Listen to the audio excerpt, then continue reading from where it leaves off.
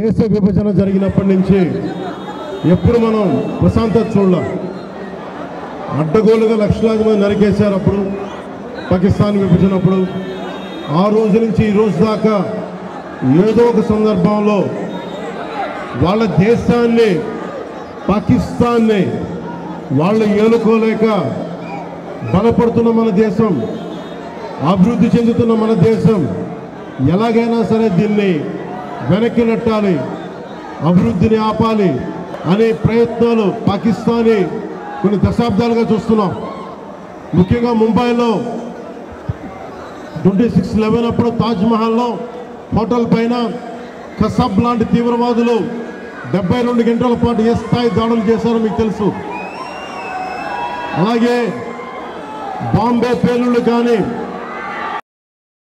కోయంబత్తూరులో bomb పేలుళ్ళు కానీ, అలాగే Gokul chat కానీ, గోకుల్ చాట్ పేలుళ్ళు కావచ్చు, లుంబిని పార్క్ పేలుళ్ళు కావచ్చు, జామా మస్జిద్ పేలుళ్ళు కావచ్చు, వీటన్నిటికీ వెనక పాకిస్తాన్ హస్తం ఉంది.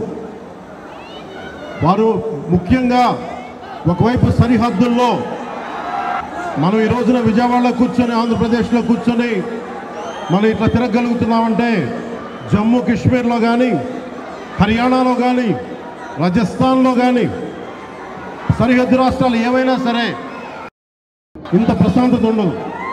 మనం చేయగలిగేది సైనికులకి మేము అండగా ఉన్నాం, మేము ధైర్యం చెప్పడం, అలాగే స్థానికంగా మనకి భారతదేశం లోపల ఎవరైనా సరే సూడో సెక్యులరిస్టులు ఎవరైనా సరే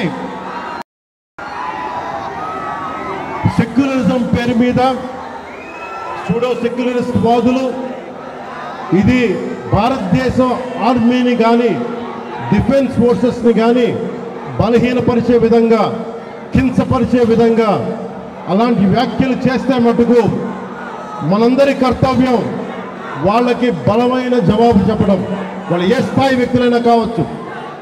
ఇది మనందరం చాలా బలంగా నిర్ణయం తీసుకోవాలి, నిలబడాలి మన వాళ్ళ కోసం. అలాగే మురళీ నాయక్ 23 ఏళ్ళ కుర్రవాడు.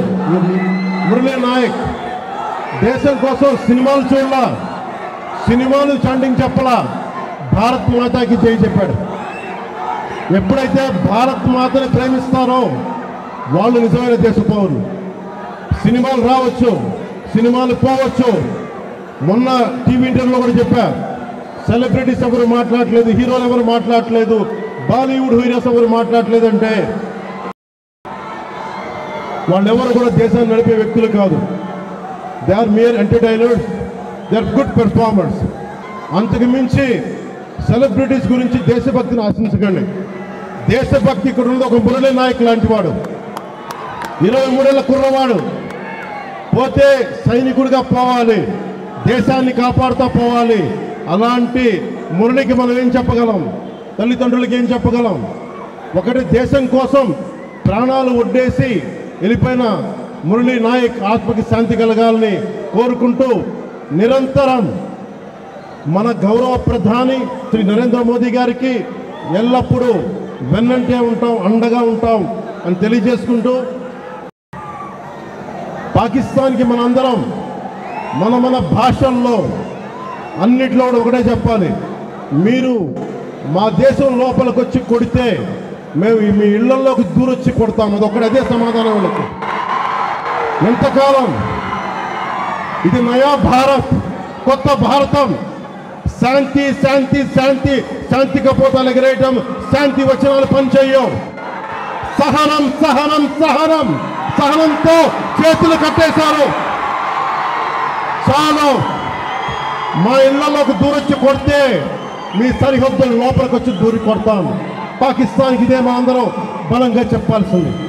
మీ అందరికీ ధన్యవాదాలు తెలుపుకుంటూ ఒక్కసారి మురళీ నాయక్ ఆత్మకి శాంతి కలిగేలా మనందరం ఒక అమర్ రహే చెప్దాం. మురళీ నాయక్, మురళీ నాయక్, జై హింద్.